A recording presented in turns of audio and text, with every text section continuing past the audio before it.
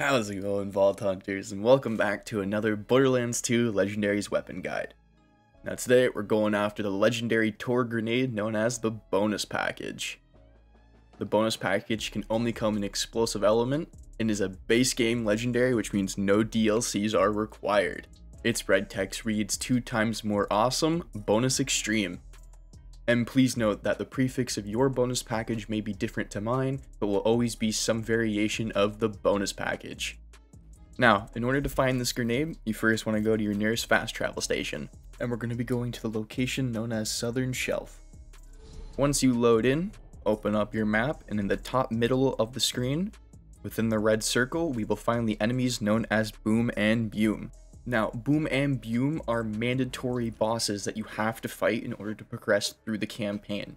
Note that both of them have yellow HP health bars, which means corrosive is very strong against them. As well as, in order to initially damage Boom, you first have to take out the turret he is on, known as Big Bertha, which is also a yellow health bar enemy.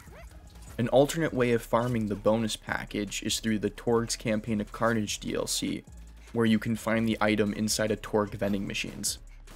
Now, the bonus package is one of the easiest legendaries in the game to farm, due to it having a very fast route to get to, as well as the fact that Boom and Bewm both have a 10% chance at dropping this item. With them both being able to drop this legendary, there will be times where you get a double drop. This is very nice because it decreases the amount of time it'll take you to farm the perfect bonus package.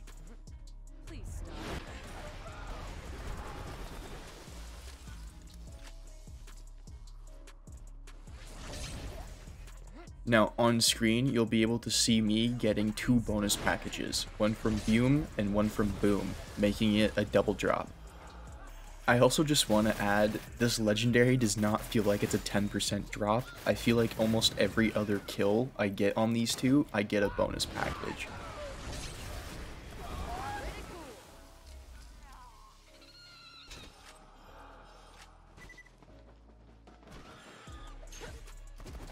Now, the closest non-unique item in the game to the bonus package is a Torg Merv grenade with matching prefix and parts.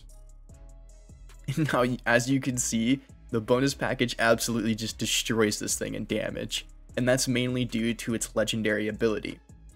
Now, normally how Merv grenades work is you throw it, it'll detonate, causing a bunch of small grenades to appear and blow up. And just like the red text of the bonus package, it's 2 times more awesome. So not only do the small grenades blow up, but then once they detonate, a second set of small grenades come out and re-detonate. This thing is an absolute monster at just clearing rooms. So prefixes on grenades work differently than they do on guns, where with weapons, it affects the damage, accuracy, and reload speed. How prefixes work on grenades is that it affects how the grenade gets to its destination. So first up, we have the community favorite being the longbow. Now, the reason why people like this so much is that you throw it and it teleports directly to where it goes. So it's like point and click, essentially. You can visually see that you have the longbow attachment on your grenade by these 4 little clamps on the side highlighted in green. Next, we have the lobbed prefix, which basically works as every generic grenade does in all the other video games. You throw it, eventually hits the target, and blows up. This has no visual attachments. Next is homing. Homing works exactly how it sounds. You throw it and it finds its nearest target and homes to them. You can visually see it on the grenade with this little piece here highlighted in green. I also have a little bit of gameplay here so you can see how it functions with enemies around. You can see it just goes straight towards the nearest target, and what's really nice about homing is you can be behind cover and just chuck grenades, and it'll deal damage for you while you're completely safe. And last but not least, we have the rubberized grenades. Rubberized are not that great, because even with a 0 fuse timer, they do not detonate once they land, and they kind of just have a mind of their own. They only really detonate once they bump into an enemy or once the duration runs out, and you can visually tell if your grenade is rubberized due to this bottom piece highlighted in green here. Lastly, I just want to show there is a visual difference between a grenade with 0.0 fuse, also known as a perfect fuse time, and anything above 0.0. As you can see near the bottom, the 0.0 has more of a thicker base compared to its counterpart that's above 0.0.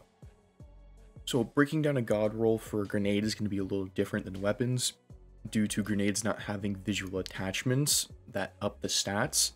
Instead, what they have are these hidden features known as grades. Now, grades affect all the stats of the grenade, from grenade damage to how many child grenades spawn, blast radius, and fuse time.